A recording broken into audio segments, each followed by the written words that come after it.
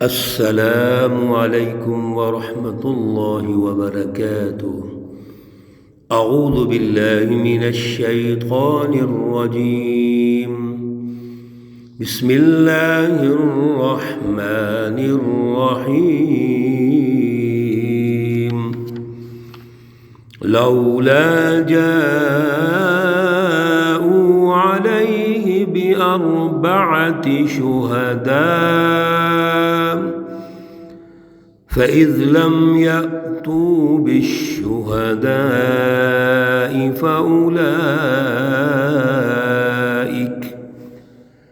فأولئك عند الله هم الكاذبون۔ صدق اللہ العلی العظیم۔ اللہم صل علی سیدنا ومولانا محمد النبی الأمی وعلى آلہ واصحابہ وبارک وسلم وصل علیہ۔ معزز سامعین و سامعات، سورۃ النور ہے، پارہ نمبر 18 ہے، آیات مقدسہ نمبر 13 تا 15 ہیں۔ اللہ رب العزت ان آیات کا فہم اور شعور عطا فرمائے اور عمل کی توفیق اور صلاحیت عطا فرمائے۔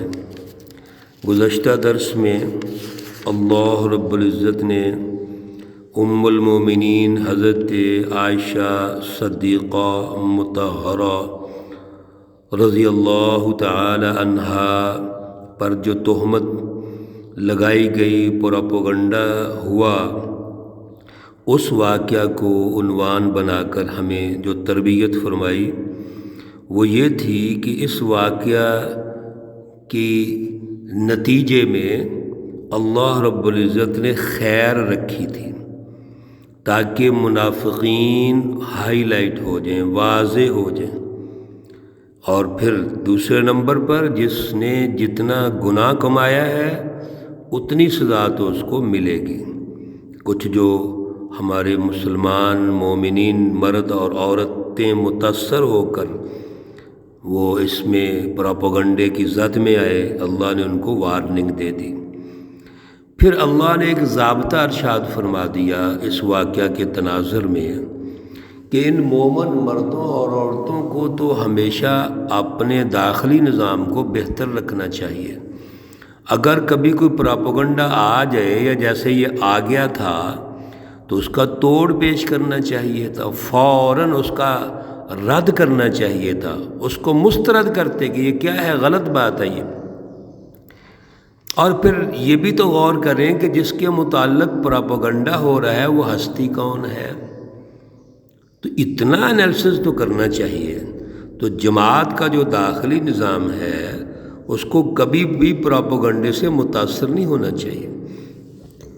دوسرے نمبر پر پروپیگنڈے کی نوعیت دیکھیں کیا ہے، اس کو ہلکا نہیں لینا چاہیے۔ آج کا جو ہمارا درس اور آیات ہیں، اللہ رب العزت اس کو بار بار ہائی لائٹ کر رہے ہیں کہ اس کو اتنا ہلکا سمجھ لیا ہے انہوں نے اور اتنا معمولی سمجھ لیا ہے، حالانکہ اتنی بڑی بات، اتنی بڑی تہمت، طوفان ہے یہ۔ جیسا کہ رکوع کے آغاز میں اللہ نے اس کو طوفان قرار دیا ہے، اور ان مسلمانوں نے بھی اس کو اتنا ہلکا سمجھ لیا ہے۔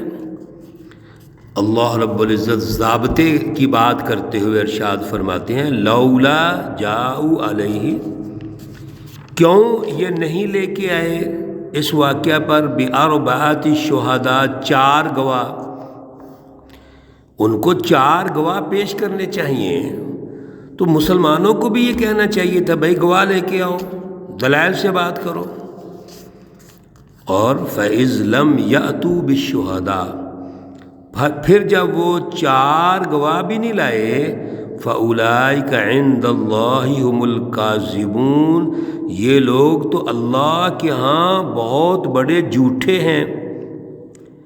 گواہ بھی پیش نہیں کر رہے، تہمت لگا رہے ہیں بدکاری کی، اور اتنا سنگین جرم کر رہے ہیں۔ بغیر ثبوت کے جو گفتگو ہوتی ہے وہ تو ویسی سنگین ہے، ویسی جرم ہے۔ اور کسی پہ تہمت لگا کے ہم بغیر کسی ریفرنس کے ثبوت کے بات چیت کرتے رہیں، یہ کتنا بڑا گناہ ہے۔ یہاں سے ایک اور ہمیں اصول مل گیا، کسی کے متعلق بغیر ثبوت کے بات کرنا ویسے ہی گناہ ہے، اور اگر کسی کے متعلق ایسی گفتگو ہے جو اس کی شخصیت کو مجروح کر رہی ہے، عزت کو مجروح کر رہی ہے، اس کی عصمت کو مجروح کر رہی ہے، تو اس کے لیے تو ثبوت چاہیے، اور 4 گواہ چاہیے، 1 بھی نہیں، 2 نہیں، 3 نہیں ہے۔ تو بھائی آپ پہلے پوچھے تو صحیح، جس کے متعلق گفتگو ہو رہی ہے کسی مجلس میں، 4 گواہوں نے دیکھا ہے اس کو آنکھوں سے اور گواہ موجود ہیں، ورنہ گفتگو میں شامل ہونا یہ بہت بڑا گناہ ہے، یاد رکھیے۔ اللہ معاف کرے، آج ہمارے میڈیا اور سوشل میڈیا پہ تو جو کچھ مرضی کسی کے متعلق گفتگو ہو جاتی ہے، اور ایسا کرپٹ نظام ہے ہمارے سروں پر، سیاسی نظام، سیاسی لوگ، بڑے بڑے لوگ آپس میں ایک دوسرے کے خلاف گفتگو کرتے ہیں، الزام تراشیاں کرتے ہیں، بہتان ترازیاں کرتے ہیں، اور ہم مزے لے کے سن رہے ہوتے ہیں۔ اور بھائی ان کو تو کٹہرے میں لانا چاہیے، کیوں ایسی گفتگو ہو رہی ہے؟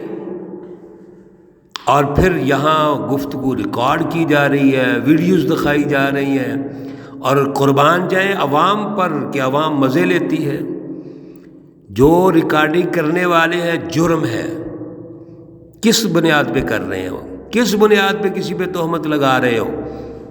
ان کے گریبانوں کو پکڑو یا ان کے نعرے لگانے ہیں؟ آفرین ہے اس عوام پر، انہی لوگوں کے نعرے لگاتے ہو تم۔ دیکھو اللہ نے جو ضابطے دیے ہیں سمجھیے، یہ ضابطے صرف قرآن میں لکھنے کے لیے تو نہیں نا۔ ہم پچھلی سورہ مبارکہ جب شروع کی ہے تو ان دروس سے یہ گفتگو کر رہے ہیں، اور پہلی آیت میں اللہ نے فرمایا تھا تذکرون، ان کو سمجھو، یہ قانون سازی ہے معاشرے کے چلانے کے لیے، ان کی رٹ قائم کرو۔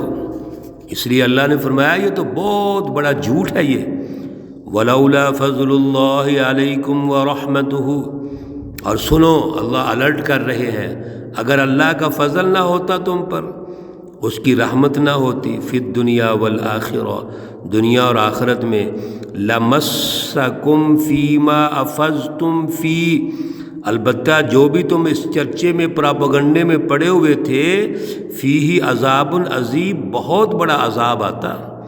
اللہ رب العزت نے تو پھر معاف کر دیا، اور اللہ نے درگزر فرمایا ہے، لیکن اصل میں بہت بڑے عذاب کے مستحق ہیں۔ پھر رسول اللہ صلی اللہ علیہ وسلم کی ذات اقدس موجود ہے، جب تک رسول اللہ صلی اللہ علیہ وسلم کی اپنی ذات موجود ہے، اس کو بھی اللہ رب العزت اس ماحول میں بڑا عذاب نہیں لا سکتے۔ اللہ اتنی قدر کرتے ہیں اپنے پیارے رسول اکرم صلی اللہ علیہ وسلم کی، تو اللہ نے جو مخلصین صحابہ کرام تھے، یہ مخلص تھے، ان کی توبہ قبول فرمائی، اللہ نے ان کو معاف فرما دیا ہے۔ اذ تلقونہ بألسنتکم، جب آپ لینے لگے اس کو السنتکم اپنی زبانوں میں، وتقولون بافواہکم، اور تم بولنے لگے اپنے منہوں سے۔ پراپوگنڈا عبداللہ بن ابی کی طرف سے آ رہا ہے، منافقین کی طرف سے آ رہا ہے، اور اس کو پھیلانے کا ذریعہ تم بھی بن رہے ہو، اور اپنے منہ سے بیان کرتے ہو، ما لیس لکم بہ علم، جبکہ آپ کو اس کے بارے میں وہ خبر ہی نہیں ہے۔ اور ایک دوسری بڑی بات ہم اللہ ارشاد فرما رہے ہیں، وَتَحْسَبُونَهُ، اور تم اس کو گمان کرتے ہو، سمجھتے ہو ہیناً، ہلکی بات ہے یہ، وَهُوَ عِندَ اللَّهِ عَظِيمٌ، اور وہ اللہ کے ہاں بہت بڑی بات ہے۔ 2 باتیں اس آیت میں اللہ نے ارشاد فرما دی، رہنمائی ارشاد فرما دی کہ پراپوگنڈا جب ہو رہا ہو تو پراپوگنڈے کی زد میں آ کر وہ الفاظ جو پراپوگنڈے میں پیش کیے جا رہے ہیں کبھی بھی اپنے منہ پہ نہیں لانے چاہیے۔ کیوں؟ ایک تو ہمارے پاس ثبوت نہیں نا، ابھی پراپوگنڈا ہے وہ، اور آپ کو بیلنس رکھ کے بات کرنی چاہیے۔ کوئی سوال کر لے تو کہیں جی ہمیں تو یہ خبر جو مل رہی ہے اس کا چونکہ یقین کوئی نہیں ہے، ابھی تو ہم سن رہے ہیں، اس کا جائزہ لیں گے، تجزیہ کریں گے، اور اگر کوئی پراپوگنڈا ہمارے لیڈر کے خلاف ہے، ان کے گھر والوں کے خلاف ہے، مومن جماعت، سچی جماعت کے اعلیٰ ذمہ دار لوگوں کے خلاف ہے، وہ تو فوراً پیچھے اصول آ گیا، فوراً کہہ دینا چاہیے ھذا افک مبین، یہ غلط بات ہے، یہ نہیں ہو سکتی۔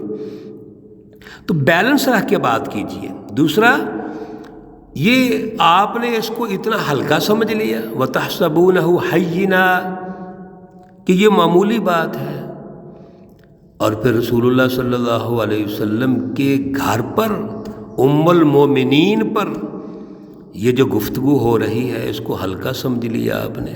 یہ کیسے ہلکا ہے؟ وَهُوَ عِندَ اللَّهِ عَظِيمٌ، کمال اللہ کے الفاظ ہیں کہ اس معاشرے کو تنبیہ کر رہے ہیں کہ جس کو تم ہلکا سمجھ رہے ہو، جس کا تم انالیسس ہی صحیح نہیں کر رہے، اللہ کہ ہاں یہ بہت بڑی بات ہے یہ۔ اور کیوں بڑی بات نہ ہو؟ اللہ خود رسول اللہ صلی اللہ علیہ وسلم کو مشورہ دیتے ہیں ام المومنین کے بارے میں۔ امہات المومنین جتنی شادیاں ہوئیں اللہ کی مشورے سے ہوئیں، تائید سے ہوئی ہیں۔ تو اتنا تم نہیں سمجھ رہے کہ نبی کی بیوی ہو کر ایسی کوئی حرکت کر سکتی ہے؟ یا جو اولو العزم ہمارے علماء ہیں، بڑے بزرگ ہیں، اور ان کی جو خواتین ہیں وہ اولیاء اللہ ہیں، وہ کیسی کوئی بری حرکت کر سکتی ہیں؟ وہ غلط سوچ نہیں سکتی، حرکت کرنا تو بڑی دور کی بات ہے۔ اس لیے اللہ رب العزت نے تنبیہ فرما دی، یہ اللہ کے ہاں بہت بڑی بات ہے۔ اللہ ہمیں سمجھنے کی توفیق عطا فرمائے۔ نیک اولاد کے لیے دعائیں ہم نے پچھلے درس میں بھی پیش کی تھیں۔ رب ہب لی من الصالحین، اے اللہ مجھے نیک اولاد عطا فرما۔ رب ہب لی من لدنک ذریۃ طیبہ، اے اللہ مجھے پاکیزہ اولاد عطا فرما اپنی طرف سے۔ انک سمیع الدعاء، بے شک تو دعاؤں کو سننے والا ہے۔ حضرت مریم، حضرت زکریا اور جتنے یہ ہمارے انبیاء گزرے ہیں ان کی دعائیں ہیں، اور عربی میں نہ یاد ہوں تو اردو میں کر لیں، لیکن کرنی چاہیے، کوشش کرنی چاہیے۔ ہمارا پیش کرنے کا مقصد یہی ہے، اور پھر ان کو ہم دہراتے رہتے ہیں تاکہ ہم ان الفاظ کو یاد کر لیں۔ چھوٹے چھوٹے الفاظ ہیں، مختصر الفاظ ہیں، کوشش کیجئے۔ اللہ توفیق عطا فرمائے۔ اللہ رب العزت تمام مرحومین و مرحومات کو جنت الفردوس میں اعلیٰ مقام عطا فرمائے۔ اللہ رب العزت تمام بیماروں کو شفائے کاملہ عاجلہ مستمرہ عطا فرمائے۔ ربنا تقبل منا انك انت السميع العليم وتب علينا انك انت التواب الرحيم، وصلى الله تعالى على النبي الأمي محمد وعلى آله وأصحابه أجمعين برحمتك يا أرحم الراحمين۔ السلام عليكم ورحمة الله وبركاته۔